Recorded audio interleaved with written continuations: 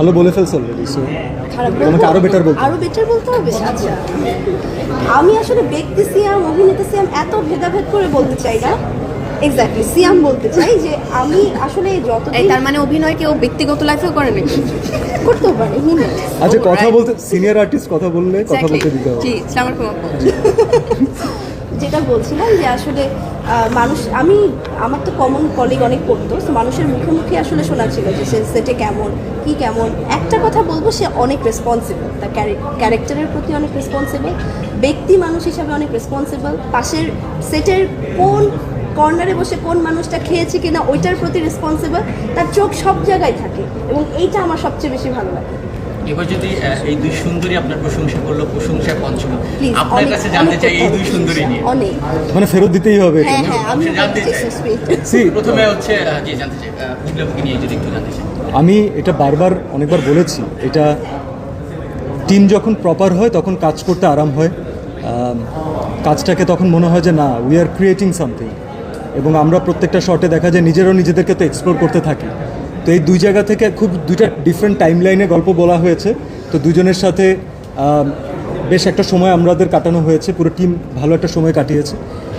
দুজনের জায়গা থেকে পারফরমেন্স ওয়াইজ এটা আপনারা বলবেন, এটা আমাদের বলার কোনো এখতিয়ার নেই। But they are fantastic in their job, they are responsible at their job. দিঘিকে নিয়ে পার্টিকুলারলি বলবো যে দিঘি যে চরিত্রটি করেছে, স্ক্রিনে পর্দায় ফুটিয়ে তুলেছে, দিঘি তার জায়গা থেকে হয়তো ডিনাইও করতে পারতো।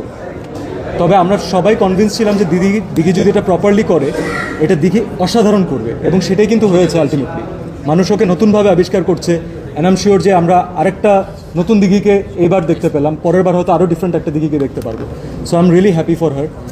বুবলির সাথে একটা লম্বা সময় কাটানো হয়েছে, যেহেতু আমাদের একটা বড় স্কেডিউল ছিল। তো লম্বা সময় কাটাতে গেলে হয় কি, একজন আর্টিস্টের ছোটোখাটো জিনিস অনেক কিছু নিজেদের মাঝখানে আন্ডারস্ট্যান্ডিং ডেভেলপ করে নিতে হয়, আদারওয়াইজ কাজটা হ্যাম্পার্ড হয়।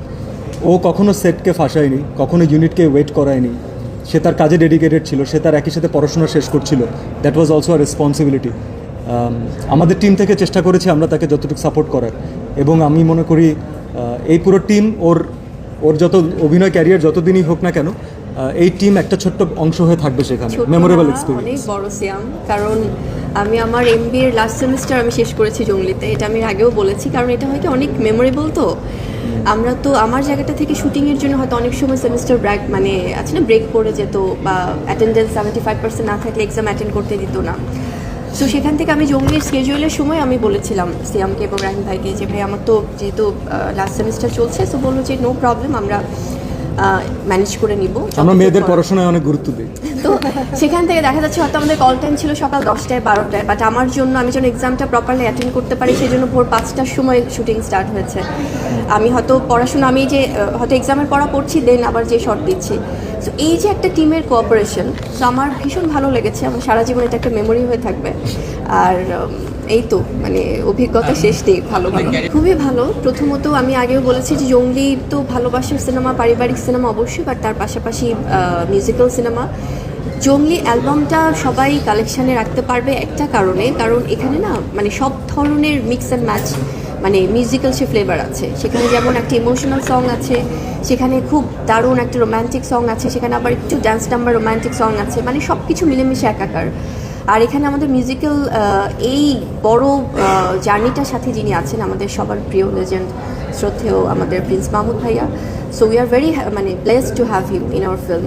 তো সেই জন্য অনেক ভালো লাগা কাজ করে। আর বন্ধুগো শোনো, এই গানটা যেভাবে মানুষ ভালোবাসা দিচ্ছে, আমি স্পেশালি বলবো, কারণ এটা এত রোম্যান্টিক সং, মানে এখনকার সময় তো সবাই একটু ডান্স নাম্বার, একটু ফাস্ট নাম্বার পছন্দ করে, কিন্তু এটা ফুললি রোম্যান্টিক। সো সেখান থেকে যেভাবে এটা ডে বাই ডে ভিউজ হচ্ছে এবং সবাই যেভাবে অ্যাকসেপ্ট করে নিয়েছে, আমি দর্শকদের প্রতি অনেক বেশি আসলে কৃতজ্ঞ।